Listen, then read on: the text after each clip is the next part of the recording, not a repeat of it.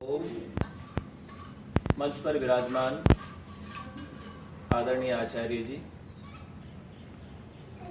यज्ञ में उपस्थित आदरणीय श्री कृष्ण जी शास्त्री जी, आदरणीय डॉक्टर यशदेव जी, सम्मानित शिक्षक वृंद, प्रतिदिन हम पूज्य आचार्य जी से अलग अलग विषयों पर अपने जीवन को उन्नत करने के लिए गुरुकुल में अध्ययन कर रहे अथवा अन्यत्र अध्ययन कर रहे छात्रों के निर्माण के लिए नीतिपरक बातों को, जीवन में सदैव काम आने वाली बातों को, विचारों का हम श्रवण कर रहे हैं।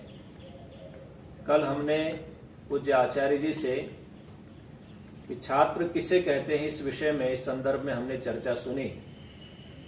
जिस प्रकार से सुयोग्य पुत्र के होने से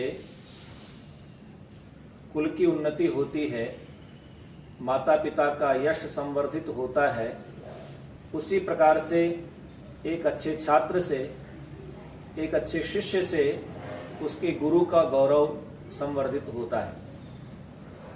श्री राम जी ने गुरु वशिष्ठ के गौरव का संवर्धन किया, श्री कृष्ण जी ने महर्षि संदीपनी का गौरव संवर्धित किया, स्वामी दयानंद जी ने गुरु बिरजानंद जी को अमर कर दिया।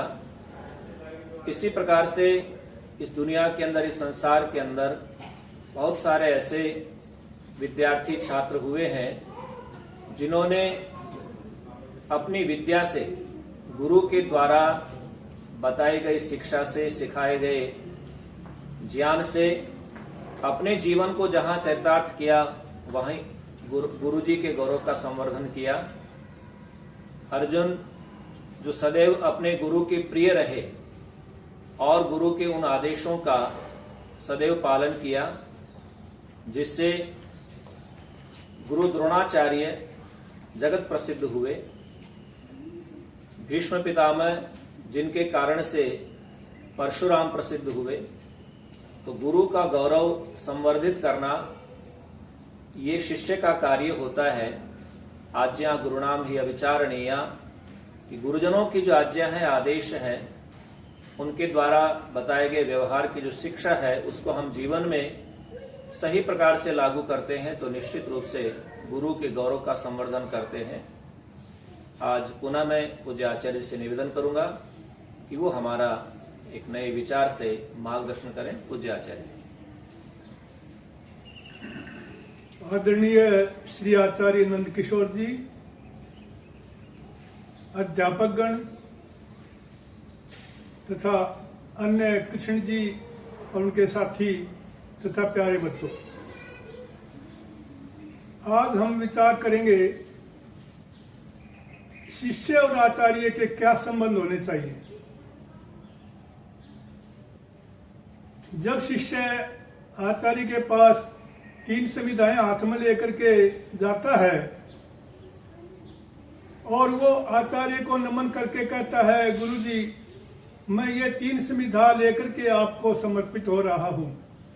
जिस प्रकार से हवन कुंड में, यज्ञ में समर्पित की हुई संविधा अपने आप को स्वाहा कर देती है और उससे सुगंधि फैलती है, उपकार फैलता है, उसी प्रकार से मैं भी अपने जीवन को आपको समर्पित करता हूं। इस भावना और कथन के साथ ही वो गुरु जी के चरणों में समर्पित हो जाता है। वेद कहता है, मम व्रते ते हृदयं दधामि, मम चित्तम अनुचित्तम ते अस्तु, मम वाचम एकमना दुषस्व, बृहस्पतिस्त्वा नियुनक्तु मह्यम। शिष्य गुरु से कहता है और गुरु भी शिष्य से कहता है। दोनों एक दूसरे से कह रहे हैं कि मम व्रते ते हृदयं ददामि, मेरे व्रत में, मेरा जो सत्य भाषण, ब्रह्मचर्य आचरण और विद्याध्ययन रूपी जो व्रत है, उस व्रत में मैं तेरे हृदय को धारण करता हूं, स्थापित करता हूं। मम चित्तम ते चित्त अनु अस्तु, मेरा चित्त तेरे चित्त के अनुकूल होकर रहे। एक दूसरे से दोनों कह रहे हैं। मम वाचम एक मना दुषस्व, मेरी वाणी को एकाग्रचित होकर के सुनो, जो मैं कह रहा हूं उसे ध्यान से सुनिए। बृहस्पति परमपिता परमात्मा त्वा मह्यम नियुनक्तु, तुझे मेरे लिए नियुक्त करे, अर्थात आप मेरा निर्माण करें, मैं आपके शिष्य का मैं भी आपको समर्पित हो रहा हूं और मैं भी आपकी बातों को ध्यानपूर्वक सुनूंगा। तो इसमें वेद के द्वारा भगवान ने ये दिखाया है, ये प्रतिपादित किया है कि किस प्रकार के एक दूसरे के संबंध होने चाहिए, कैसे एक दूसरे को समर्पित होकर के एक दूसरे का निर्माण करते हैं। जैसे पिता पुत्र के संबंध होते हैं, कहीं उससे भी बढ़ करके गुरु और शिष्य के संबंध होते हैं। मनु जी कहते हैं उत्पादक ब्रह्मदात्रोर गरियान ब्रह्मदह पिता, जन्म देने वाले में और ब्रह्म ज्ञान देने वाले में दोनों पिता हैं, लेकिन ब्रह्मदह पिता गरियान, ब्रह्म ज्ञान देने वाला, विद्या देने वाला गुरु जो उसका निर्माण कर रहा है वो गरियान माने महान है, गरिमामय है, बड़ा है, पूज्य है।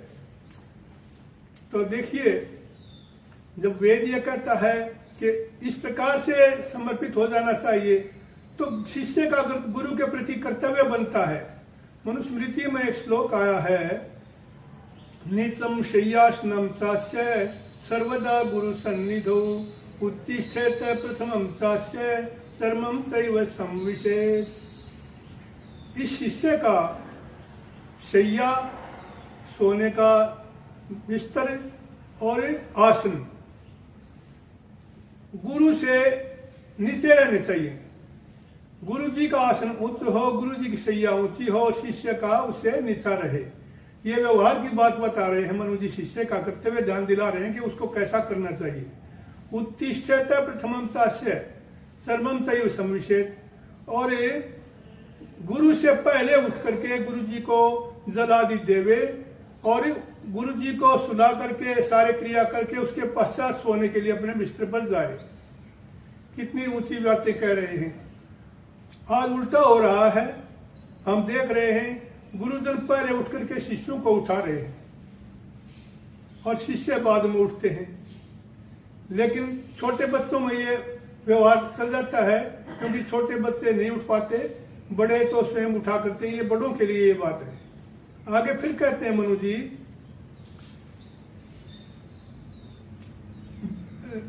अन्न वस्त्र और आसन सब के सब गुरु के समीप उससे हल्के रहने चाहिए। हीनान्न वस्त्र वेशस्यात् सर्वदा गुरु सन्निधौ, गुरु के समीप अन्न मतलब जैसा गुरु जी भोजन करते हैं उससे साधारण भोजन शिष्य का होना चाहिए। वस्त्र भी गुरु जी से अच्छे नहीं होने चाहिए। गुरु जी सादी वेशभूषा, शिष्य तो उससे भी सादा होना चाहिए, और वेशभूषा भी। तो ये जो हमें बताया गया है गुरु का, शिष्य का गुरु के प्रति कैसा व्यवहार होना चाहिए, इसके अतिरिक्त भी बहुत सारी बातें हैं। गुरु जी बैठे हैं और शिष्य लेट रहा है, गुरु के सामने न यथेष्टासनो भवेत्, गुरोस्तु चक्षुर विषये न यथेष्टासनो भवेत्। गुरु जब देख रहे हों, गुरु जी सम्मुख हों, तो उस समय अपने इच्छित आसन में शिष्य को नहीं चाहिए। गोडे मुद्दे मारे बैठा है या बेढंगा बैठा है या और अनुचित ढंग से, जैसे आजकल देखने में आता है, शिष्य को उपेक्षा करते हैं। गुरुजी विद्यार्थी के कमरे में जब आ जाते हैं तो उस समय शिष्य को चाहिए खड़ा हो जाए और गुरुजी कहें तो उसके बाद बैठ जाए। ऐसी बहुत सारी बातें गुरुजी पुकारते हैं। वेद मित्र तो उसका कर्तव्य बनता है, तुरंत बोले आया जी, गुरुजी आया। और यदि पास में बैठा है तो उसको कहना चाहिए जी गुरुजी। तो बहुत सारी और बातें हैं जो उसको व्यवहार गुरुजी के साथ किस प्रकार से करना चाहिए। तो इन बातों का व्यवहार जब शिष्य जब अपने गुरु का मान सम्मान करता है, आदर करता है, तो आदर करने के एक श्लोक और है, ऊर्ध्वम प्राणाव्युत्क्रामन्ति यूनः स्थविर आयति प्रत्युत्थान विवादाभ्याम पुनस्तान प्रतिपद्यते। मनु जी बता रहे हैं कि जब शिष्य के पास कोई बड़ा व्यक्ति आता है, प्रतिष्ठित व्यक्ति आता है, कोई विद्वान, कोई अतिथि मान्य आता है, तो उसके प्राण ऊर्ध्व उत्क्रामंती ऊपर उठते हैं। वो घबराहट सी आ जाता है, क्या करूं, कहाँ बैठा हूं, किस प्रकार इनको आतिथ्य करूं। प्रत्युत्थान अभिवादाभ्याम, प्रत्युत्थान अर्थात उठ करके उनका सम्मान करे और उठकर उनको नमस्ते करे, उसके बाद तान प्रतिपद देते, फिर उसके प्राण स्थिर होते हैं, उसको कुछ शांति मिलती है। तो इस प्रकार गुरु शिष्य के संबंध बहुत ही गरिमामय हैं, बहुत ही उदात्त हैं, और शिष्य को और गुरु के आशीर्वाद तभी मिलेंगे, गुरु की विद्या शिष्य को तभी मिलेगी जब वो अपने शिष्यत्व के नियमों का परिवहन करेगा। बहुत सुंदर व्याख्या पूज्य आचार्य जी ने हमारे समक्ष आचार्य और शिष्य इन दोनों के संबंध कैसे हों, शिष्य का अपने आचार्य के प्रति कैसा व्यवहार हो, ऐसी अनुपम व्याख्या केवल और केवल वैदिक शास्त्रों में ही प्राप्त हो सकती है। हम बीएड जब करते हैं तो पाश्चात्य विद्वानों के विचारों का अध्ययन करते हैं और पूरे उस काल के अंदर किसी भी भारतीय मेधा को या भारतीय शास्त्रों को कोट नहीं करते, जिस कारण से पता नहीं लगता है कि भारतीय शिक्षा कितनी उच्च थी। केवल एक ही मंत्र ऐसा है जो भारतीय शिक्षा का दिग्दर्शन कराता है, आचार्य उपनय मानो ब्रह्मचारिणम कृणुते गर्भमंत है। तो ये इतनी सुंदर व्याख्या आचार्य और शिष्य की है, उनका संबंध स्थापित करती है। और जिस प्रकार से पूज्य आचार्य जी ने बताया कि शिष्य और गुरु परस्पर एक दूसरे की वाणी को सावधान होकर के सुने, एक दूसरे के हृदय को धारण करें, तो इतनी सुंदर सुंदर व्याख्याएं जीवन को उन्नत करने वाली, शिष्य को महान बनाने वाली हमारे शास्त्रों में है, जिनका यदि हम आलोडन करेंगे तो निश्चित रूप से हमारी जो वर्तमान शिक्षा पद्धति है ये और उच्चता को प्रदान करेगी। इसलिए गुरुकुलों का वर्चस्व पुनः यदि भारत के अंदर स्थापित होता है तो ये भारत फिर से अपने उस गौरव को वापस प्राप्त कर पाएगा। और इस प्रकार के जो भाव हैं वो गुरु शिष्य के परस्पर संबंध में हो तो निश्चित रूप से शिष्य का भी कल्याण होगा, शिष्य का कल्याण होगा तो राष्ट्र का भी कल्याण होगा। इन उत्तम बातों के लिए पूज्य आचार्य जी का बहुत बहुत धन्यवाद, आभार। ओम।